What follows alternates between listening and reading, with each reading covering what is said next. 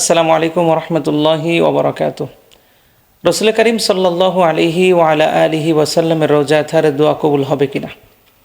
মহান আল্লাহ রব্বুল আলমিন পবিত্র কুরআনুল কারীমে ইরশাদ করেছেন, ওয়ালাউ আন্নাহুম ইয যালামু আনফুসাহুম জাউকা ফাস্তাগফিরুল্লাহ ওয়াস্তাগফার লাহুমুর রাসূলু লাওয়াজাদুল্লাহ তাওয়াবার রহিমা।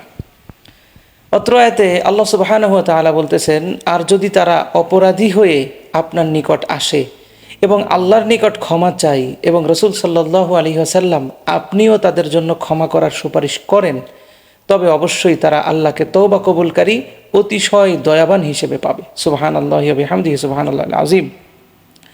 সূরা নিসার এই ৬৪ নম্বর আয়াতে এসেছে।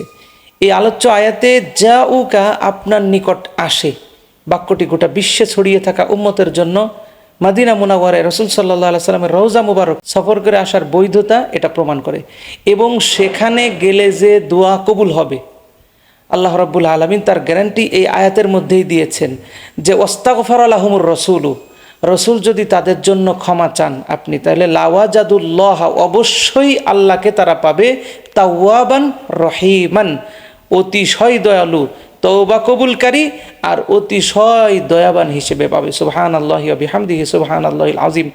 তাহলে দেখা গেল আল্লাহর হাবিব সাল্লাল্লাহু আলাইহি সাল্লামের রওজা জিয়ারতের উদ্দেশ্যে সেখানে যাওয়াও যাবে এবং সেখানে দোয়া কবুলও হবে। অনেকেই বলে থাকেন যে একটি হাদিস আছে, আন্নান নবিয়্য সাল্লাল্লাহু আলাইহি ওয়াসাল্লাম ক্বালা লা তাশুদ্দুর রিহাল ইল্লা ইলা সালাসাতি মাসাজিদ আল মসজিদুল হারাম ওয়া মসজিদি হাযা ওয়া মসজিদুল আকসা। রসুল করিম সাল্লাল্লাহু আলাইহি ওয়াসাল্লামের এই হাদিসটি নিয়ে অনেকে বলেন যে নবীজির রওজা জিয়ারতের উদ্দেশ্যে যাওয়া যাবে না।